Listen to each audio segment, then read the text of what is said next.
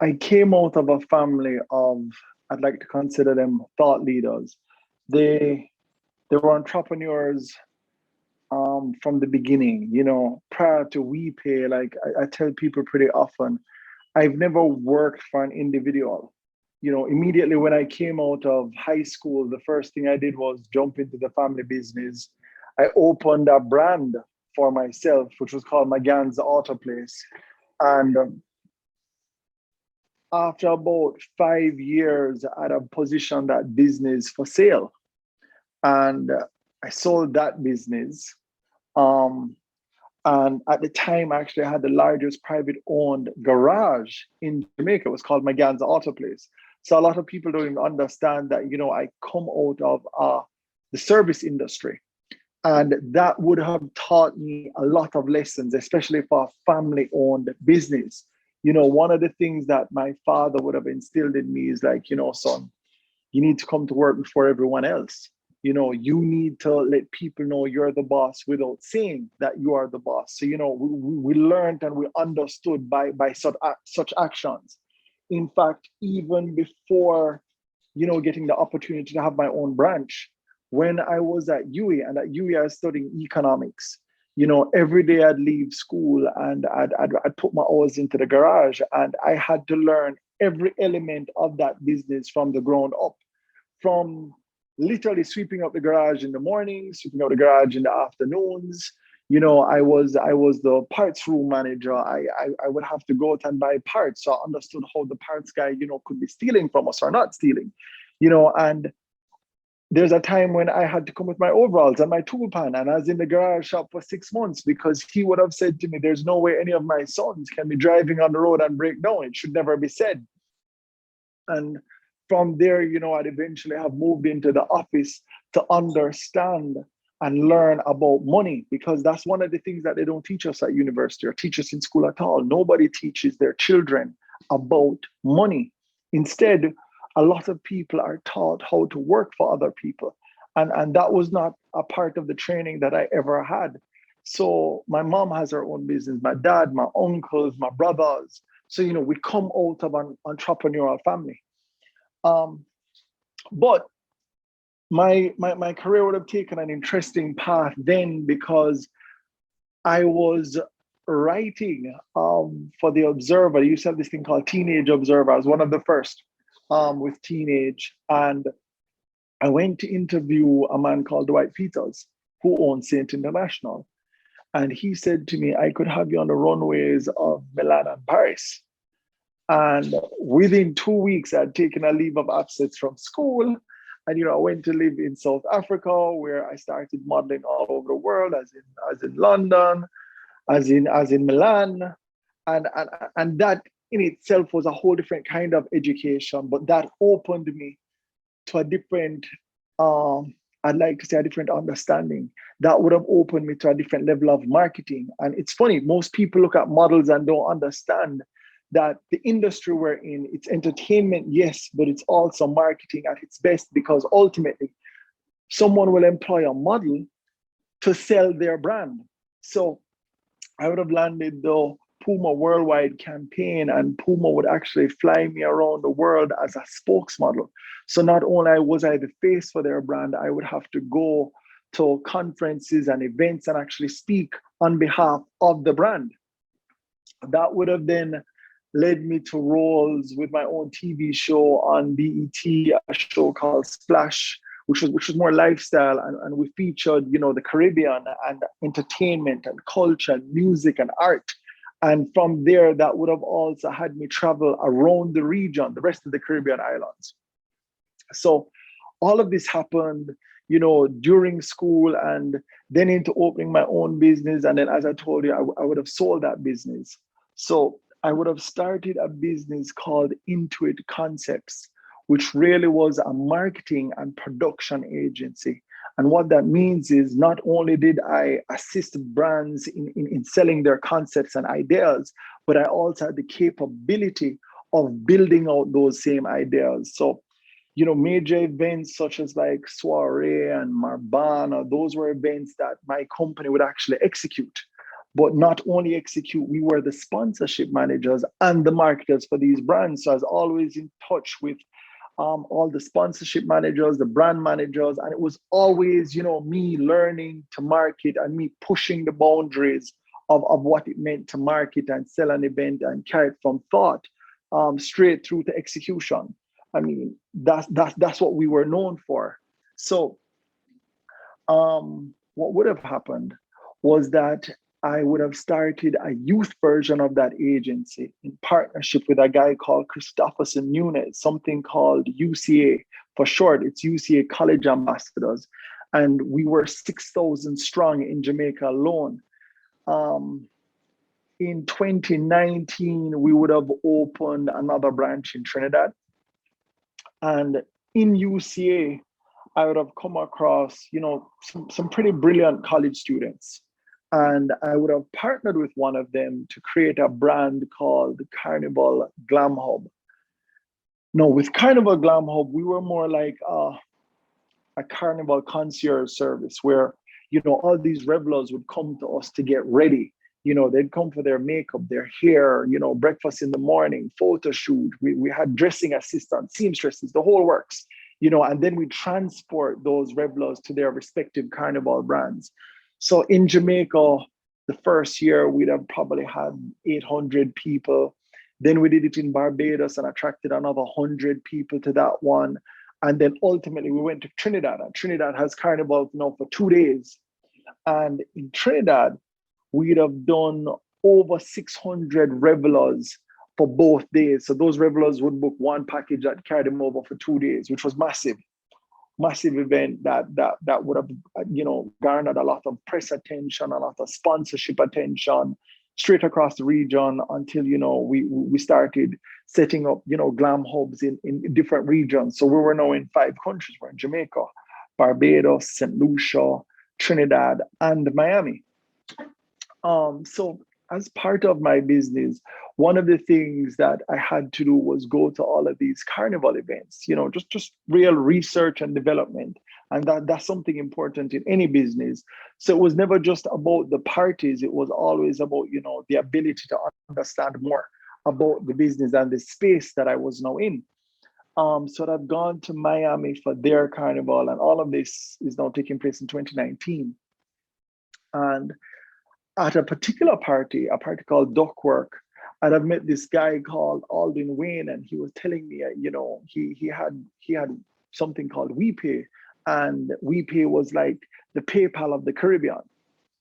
At the point, that meant nothing to me. In fact, my event from the site that we would have built, we used PayPal as our payment process of credit cards. And what we did, we would have got a bank account in the States, and we'd have paid out the PayPal money to that bank account, and it had it associated with a debit card. That debit card now, we could pull money from the ATM, or we could pay bills online, whatever we needed to do. That's how we had that money through what we're doing. So for that year now, I'm going back to Trinidad, Carnival Glam Hub for 2019, and we would have received a letter from PayPal that our accounts were seized, literally because we had passed the payment threshold. Now, being outside of the space, I didn't necessarily understood what that meant, because I was like, okay, you have my money. 7 days have already passed. There were no reports of any chargebacks, no incidents, but you've seized my money because I passed the threshold. Now, that would mean nothing to me until that point. Now, understanding what they meant by passing the threshold was that we passed that $10,000 US limit as a private account and not a business account. So not understanding what that meant, when we initially signed up for PayPal and what we were doing, and we didn't understand the risks associated with that. Here it was that we're in Trinidad, and we had like monies to pay the hotel and money that we had to pay the makeup artist. And this was already money we collected. So at that point, one of the biggest challenges were, how was I going to get the equivalent of about 40,000 US to Trinidad? So this was 2 days before the event, and we were still trying to work out, how are we going to get this thing done? So I remember talking to this guy called Wayne, that I'd have met in Miami during Miami Carnival. And I called him up and I explained it to me, and he said, yeah, you're definitely going to be in trouble with that because, PayPal has a responsibility to their central, not to their central banks, but to the banking authorities that they sign up with and they have their licenses with. And you can't just move money across borders like that. That's called cross-border processing, and that's illegal. And, he ran me down the road and I started to pay attention. So ultimately, WePay would have bailed out Carnival Glam Hub because we were literally in trouble. And he bailed out that event, and he said to me, you basically owe me one. No problem. I didn't understand what that meant. So on my return to Jamaica, literally,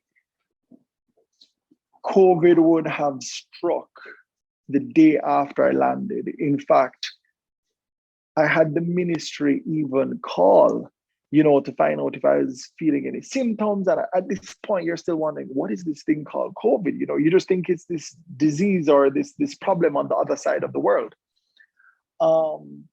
And that year, we would have had to have refunded money from St. Lucia, Barbados, Jamaica, Miami, because everything got canceled.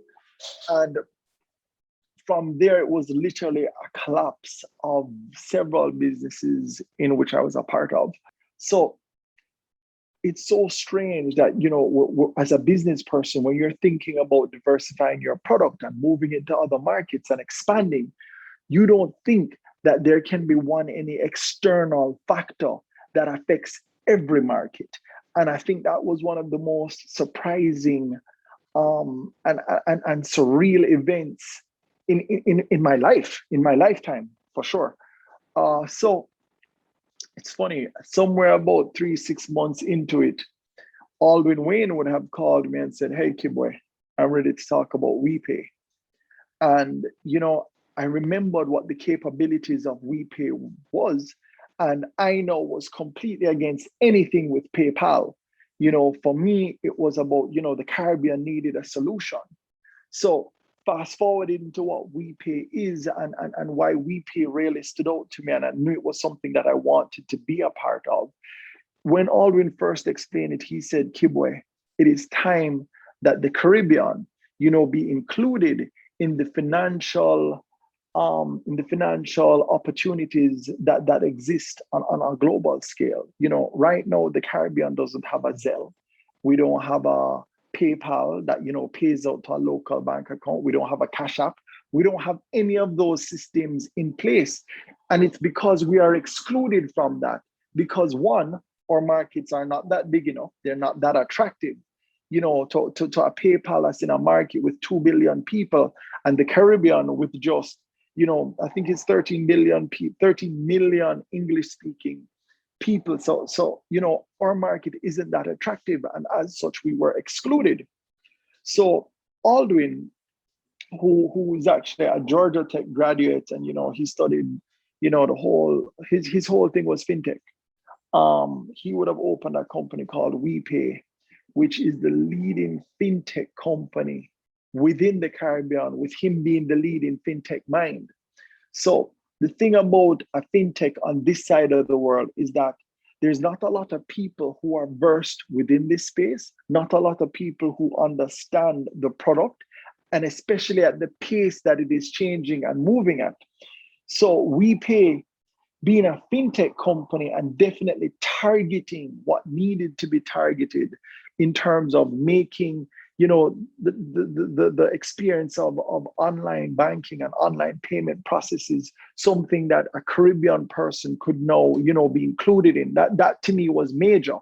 The fact that now you could process payments online as the little man and have those payments remitted to your bank account. I mean, that to me was everything that we needed to hear, especially from an event side. That's certainly everything that I needed to hear, when I was producing my Carnival events. So one of the things, if I was to dial back, while at UWI, I remember when we were at UE, that the final year, they would have introduced banking as its own subject. And I did a lot of my free electives in banking alongside econ. And, here it was that I thought that I'd have an opportunity to use the banking side and the economics that I learned, but instead, with trying to understand how WePay operates and how a fintech operates, you kind of had to unlearn everything that you'd ever known, because this was like school all over again.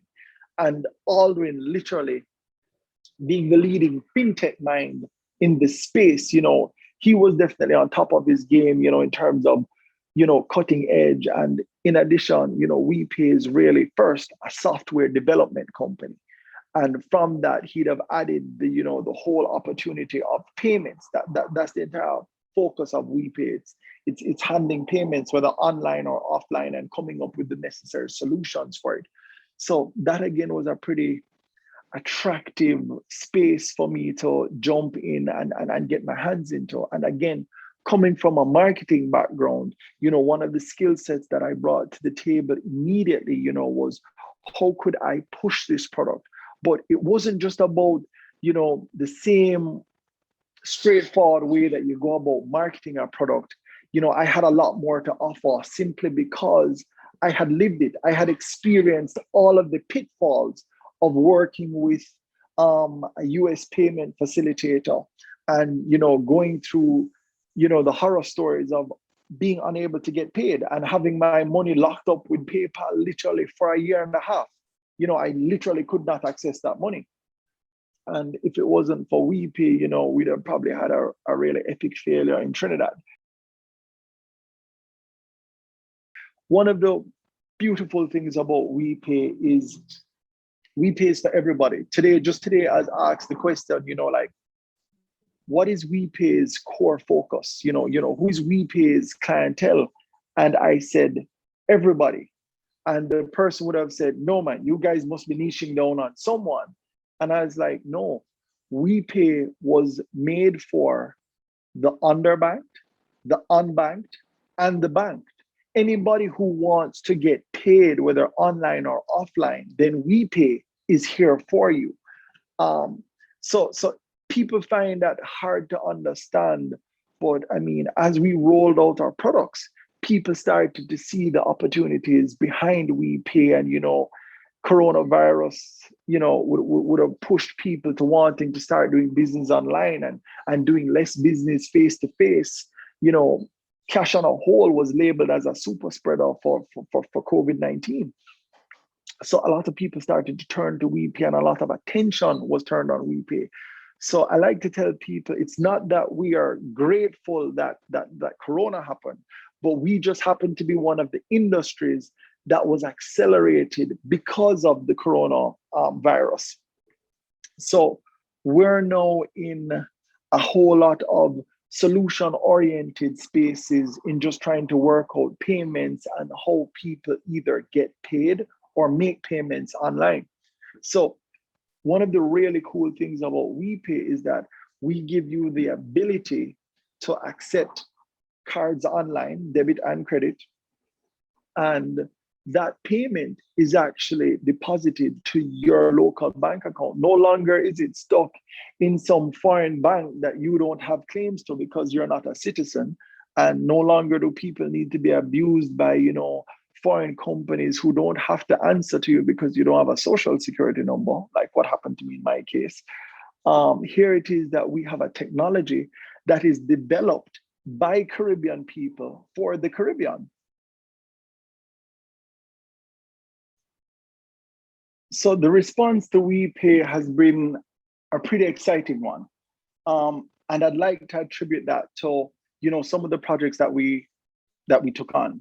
Officially, WePay Jamaica would have launched its, Jamaican office just under 2 months ago. But we've been observing the market and understanding the market for about almost a year now. So probably around, I want to say the latter part of 2020, we would have executed an event called the RADA Cashless Farmers Market, the first in the Caribbean. And we did that in partnership with RADA, Floyd Green, and the government of Jamaica. And what we were tasked with, was how could we remove cash from the system? So WePay has a particular technology called EPOS, which is electronic point of sale. And we have smart terminals. In fact, we have the only smart terminals in the island. And I'll explain what that means in a bit. But what it was that people would come and, they'd go to a kiosk and they'd pay in their cash. And from there, they would get a printout, which is a QR code. When that person would go to any of the farmers market vendors, they could redeem that QR code for goods and services. And that farmer would have been equipped with one of the WePay smart terminals, which looks similar to an Android phone, but also looks very similar to a point of sale machine. But it comes with a camera on the back, and they were able to scan that QR code, and that QR code would then be recognized as cash. And then the farmer would hand over its goods and its services. What that would have signaled to us was that, after interviewing a lot of the shoppers and the farmers, was that people weren't afraid of the technology, not like what we thought they were. In fact, a lot of people preferred not to have cash or not to spend cash, not to touch cash, because again, cash was labeled as a super spreader for the virus. So that was pretty successful. That made waves across the Caribbean. It was all over the press. We have images with the Prime Minister speaking about the technology and the government of Jamaica ultimately endorsing what WePay was, so that created a lot of interest. But still, we weren't ready yet to officially launch in the market. We had a few clients, and we were working through, their needs and what it was that we needed to bring to market. At this point, I must tell you that WePay has been operational in Trinidad for the last 4 years.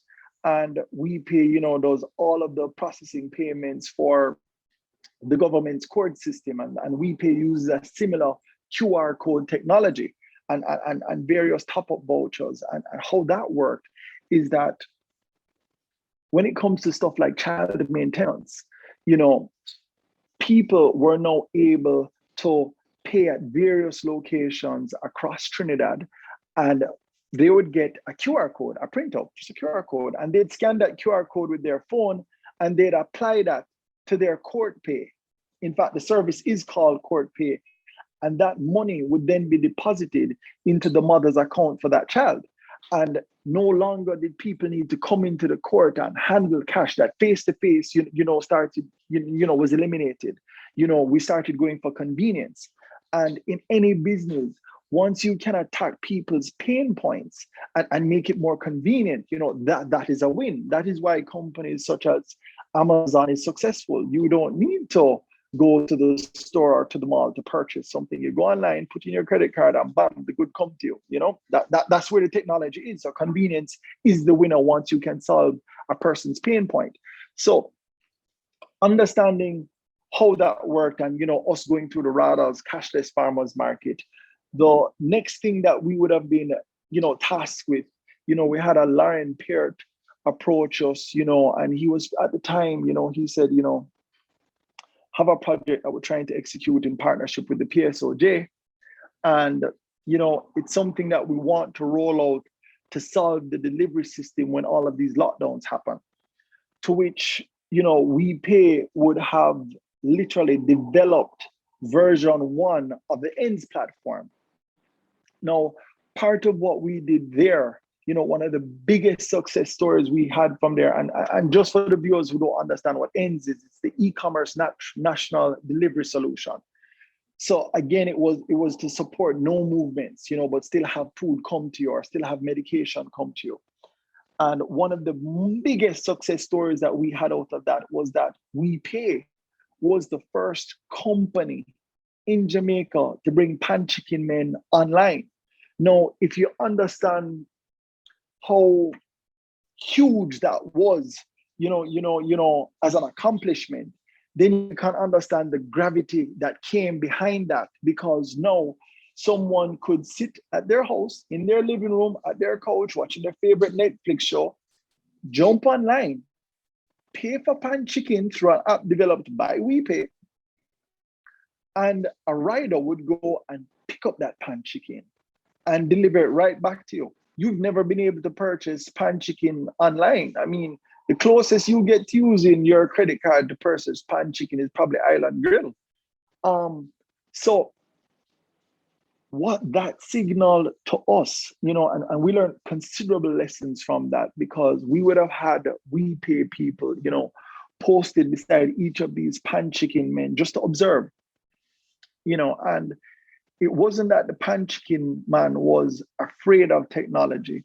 It was that he never had to use it in his business, but he was grateful at any opportunity you could create that would ensure that he could earn more money. So one of the pan chicken men guys, Shorty on Red Hills Road, he would have shared, an amazing story. He said, once upon a time, a man would have come to him and said, boy, Shorty, if you did accept credit cards, me that did buy 2 chicken.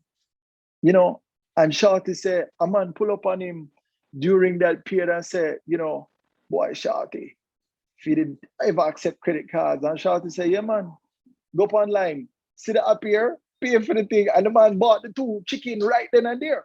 And for Shorty, he could confidently give that man the chicken, confidently know that that money was in his bank account, and likewise, the consumer was equally happy and excited that he could have used his credit card now to purchase pan chicken. So that was a major success from us. So that signaled to us that, hey, the market is ready and now the time is right. People want WePay. And of course, that would have gained us a lot of national attention. And we started to have everyone reach out to us, from all the mom and pop shops. So WePay would have developed another solution in-house, something called WeShops. Now, WeShops was to rival platforms such as Shopify, such as Wix, what we call zero-code sites. And by zero-code, what I mean is that you need no coding history to be able to code such a site. You don't even need to hire a developer because it's using drag and drop technology. You drag one picture out of a folder and you drop it on the page and it populates the background, or you drop it here and it populates part of the store. And you just type in a few sentences and it has all of these amazing templates. But you don't need no experience in coding. You don't need no coder. So real simple and real easy. So we said to ourselves, you know what? Let's give away 1,000 of these sites. And this was part of WePay's whole COVID grant initiative, because we were really looking, how do we help people in this time? Everybody's home, everybody have their little own side gig and hustle going on, people being laid off. So how could we now empower people to make some money during this period? How could we help them bring their business online in such a way that it cut out that face-to-face, because these were days that you couldn't move, or your movements were restricted. So when we dropped WeShops on the market, we decided to give away 1,000 of those for free. So you got the hosted page for free, you got the technology for free, and you also got the tutorial for free. And with a WeShop site, it came with a WePay plugin. So now here it was that you had your free e-commerce website where somebody could now literally go online, purchase with their credit card, and that money was in your bank account. And it also came with an online phone app that people could download and you could share. So that was super exciting. But I think for me, what really was the big winner was that we decided to, a very ambitious part of that project was, how do we train so many people? Because of course, people still have this aversion to technology. They say zero code, but what does that mean? So we decided to host an online tutorial teaching everyone to build out their site and to put in the plugin and do it by themselves. And that was such an ambitious project that Guinness World Record actually paid attention, and we literally smashed a Guinness World Record. So right now, if you go on the Guinness site and you search for WePay, you will see a world record coming up for the most number of people hosted in an online development. You'll see WePay and Jamaica. So we have that title, and it's something we're super proud of. So just to stick to the point or stick to the script, that again demonstrated to us how ready the market was. It again demonstrated to us that not only were people not averse to the technology, but that people were willing to try new ways of making money. And that's what WePay is about. WePay is about assisting people in getting paid or in making payments. So of course we were fulfilling, what it was for us. And again, here it was that we were including the underbanked. And you have to understand what I mean by underbanked. The pan chicken man, he don't have no accounts, he don't have no financials, he has none of those things. He's probably outside of the banking community, but here it is that I gave him the opportunity to be able to process credit card payments online. He would have needed a point of sales machine. He'd have probably had to stand up on a long line, and the bank would have looked at his business, looked at his volumes, and because of the demand for point of sales machines, the bank would have said, you don't qualify at this time. WePay empowered him and brought him into that banking space to make money. So he was no longer included. And that's what we would have also done with the success of WeShops. All those little people, who had their small side hustles and side business, now were able to participate in this online community where they could accept payments online. Now that for most people was mind-blowing. And here it is, WePay gave away 1,000 of them, and on top of it, smashed a world record. So again, that would have heightened the public's awareness, and it would have also pulled the public in to find out, what is WePay? How can I be a part of WePay? So from there, we would have attracted an investor called Kevin Donaldson. And Kevin Donaldson is actually one of WePay Jamaica's first investors, and he owns a company called Roots Financial. And we're about to do super things with Kevin. So also excited about that, but can't talk about that yet. So just this year, as you probably know, we would have launched the WePay building in the middle of New Kingston, right in the financial district. We'd have committed $4 million US in spend, because here it is that we're going to hire 40 Jamaicans. We've actually started that process. And we've allocated just about $1 million US for salaries for that year. We'd also had a direct cash investment of $1.5 million into, acquiring hardware equipment and dropping smart terminals in the market. And then something that is really cool that is about to come out, where we're doing this whole grant initiative. And it's funny that grant initiative came out, from our marketing budget. And our thing was like, it wouldn't make sense to do billboards and big spreads and big radio ads just yet, because people are still suffering. So we decided to give away that portion of our budget in the form of grants. So we're in partnership with Food for the Poor. We're in partnership with Floyd Green's constituency. We're in partnership with the Bounty Killers Foundation. And we will be giving away just about $3 million worth of grants. So what is going to happen is that people will be emailed or SMSed QR codes, and they'll be able to go to progressive supermarkets all across Jamaica and redeem that QR code for cash, much like with what we did with the RADA Cashless Farmers Market, but on a larger scale. And of course, we'd have learned our lessons from executing the Caribbean's first cashless market. So that's something that we're super excited about. In terms of challenges for Jamaica, I think I'd have explained to you how we got over the challenges, because the challenges initially were really preconceived. What we understood to be the market fears and hesitancy. Were people averse to technology? Were people averse to making money online? Were people averse to another PayPal solution? Even though it was for the Jamaica, from the Caribbean side, we always frightened for foreign things, but don't necessarily gravitate to our own. And I'm really hoping that mindset is shifting. And I'm hoping that, the work that we're doing from WePay, that people understand that, We're from the Caribbean, and our solution is Caribbean based, built by Caribbeans, and we come with a quality product as a fintech, as the leading fintech in the space, just so people understand how it is that we are able to claim the title as leading fintech. WePay is a MasterCard partner. MasterCard actually invested US millions into WePay's business, and anybody can actually Google that to find out. WePay now processes payments for Yellow all across the region. WePay would have partnered with Ria Financial, which is a remittance services for not Jamaica, outside of Jamaica. We now handle remittance services for the second largest remittance company in the world.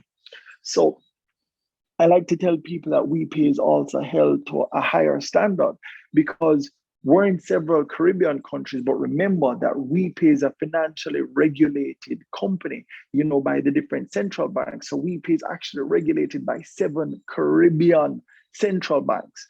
So when I tell people that we actually pay a lot of attention to safety, to transparency, best practices, we have all our licenses in place. In fact, right now, if you Google payment facilitator, WePay is literally the only licensed payment facilitator in the Caribbean for Master and Visa networks. And that's something that you can Google. I mean, and that's really outside of the banks. We're the only one that has a solution that spans the entire region.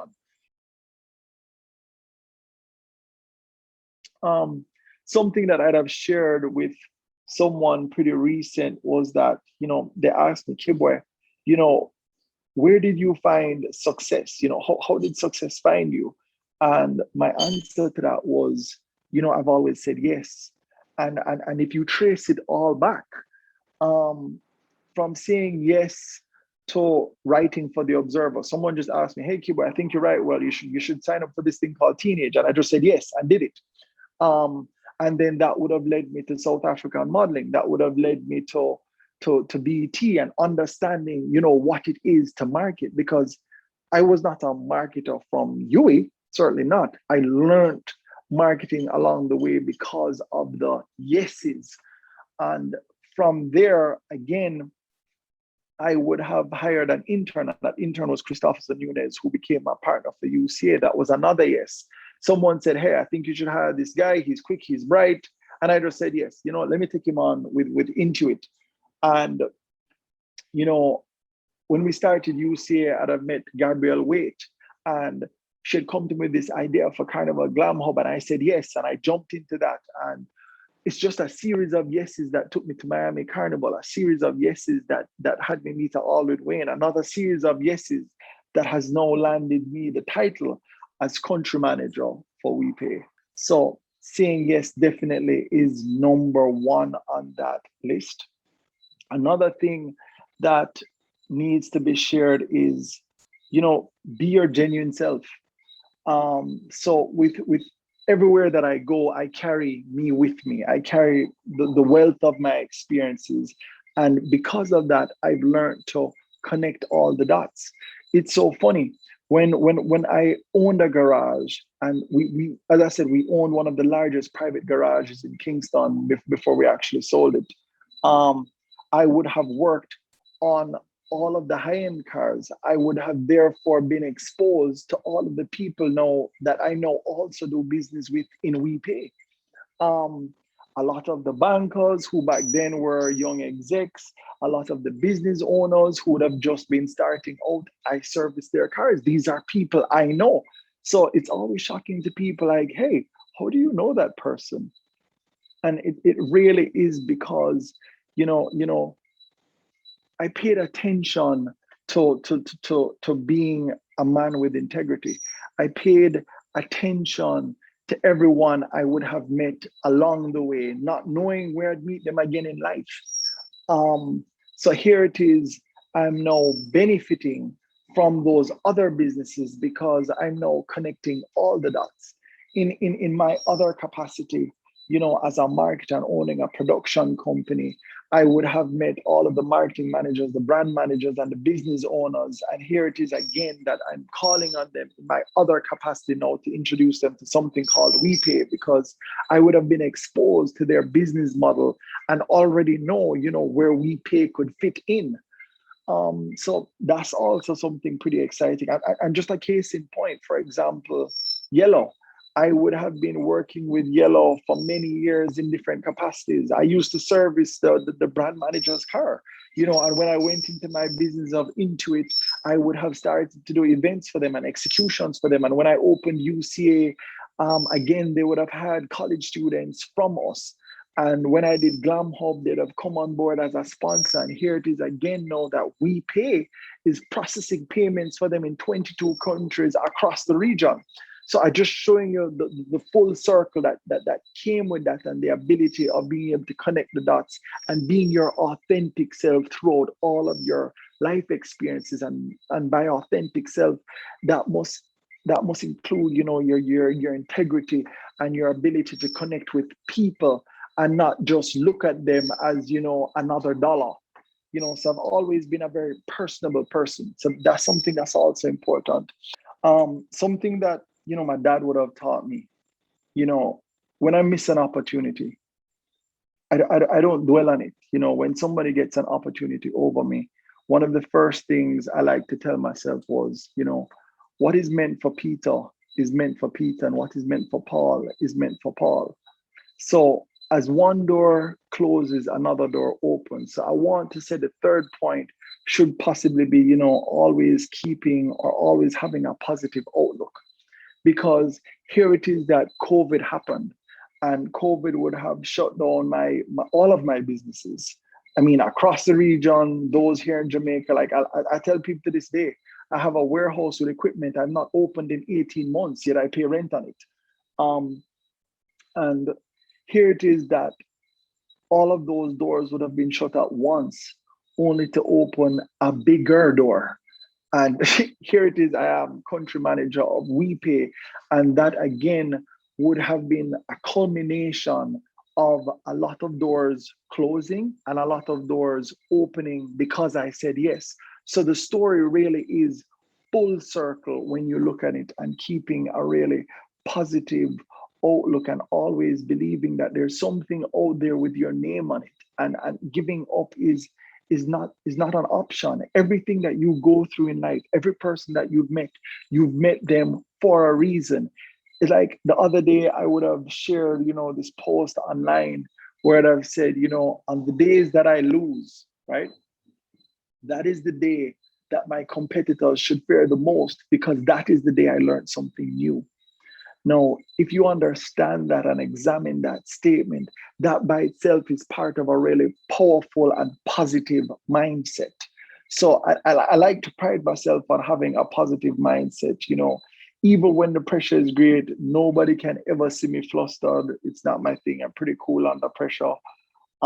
Because I believe that, it's going to work out. And that belief that it's going to work out then pushes me in a mode to ensure that it does work out, because I am positive that I will be successful at whatever I'm touching and whatever I'm a part of. And that's literally how I feel about all of my life experiences. And that really is the story of who I am and who I've become. My path now is to help people to make money, because no longer does it require people to have a brick and mortar business to make money. I mean, with the advent of the internet, right? If you think about it, in the last 20 years, the world has never seen as many first generation billionaires. And if you think about it, all of these billionaires are associated with tech. When you think of Elon Musk, he used to own PayPal, he sold it. When you think of Mark Zuckerberg behind Facebook, WhatsApp, and Instagram, that is tech. When you think about Jeff Bezos and Amazon and what he's done, when you think about I can't remember his name, the guy behind Alibaba, and you can continue to go on. Even when you think about the Kardashians, they have utilized the internet and technology to grow and become billionaires themselves, through their marketing, through their online sales. And it's so funny at this point, right? Anything that you want to learn online is free. You could have an entire market space, not own any good, not produce any good, and literally have that warehouse support from Amazon and make your own money. And you can do that for free. Here it is that you have all the marketing tools that you could ever want, Facebook, Instagram, Twitter, all of those are free.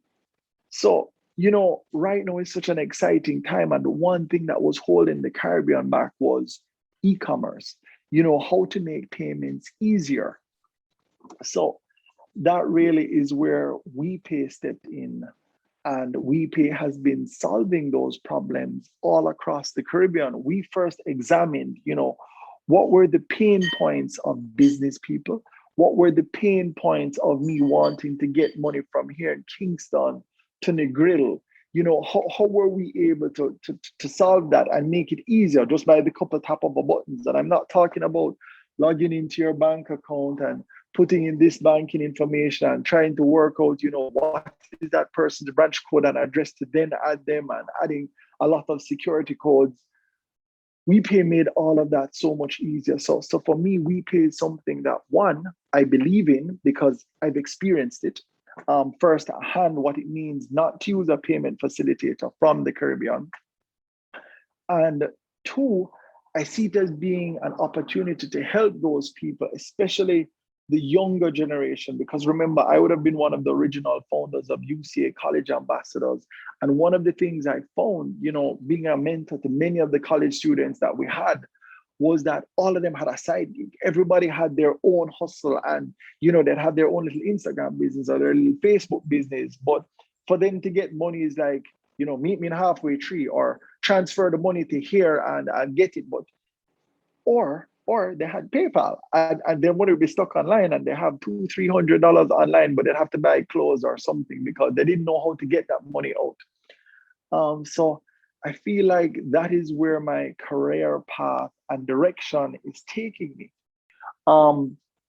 So again, our desire in terms of impact must not only be financially, but it must be also to empower our people to be in a position to earn. Because if you teach a man to fish, him eat forever. But if you just give him a fish every day, I'm going to starve him by the time he's done that fish. So same principle, same logic. It really is about helping people. And by helping people, we win, because that person that you help, they spread the good news and other people come to you for help and you just keep going and you have this big pyramid effect and this cascade, of winners, who are now able to feed themselves and monetize their businesses and make them bankable. So that is what WePay is about. That is what I am about. So that is our ultimate mission. We like to call it We Care. That's so corny. WICARE. But yeah, that's it.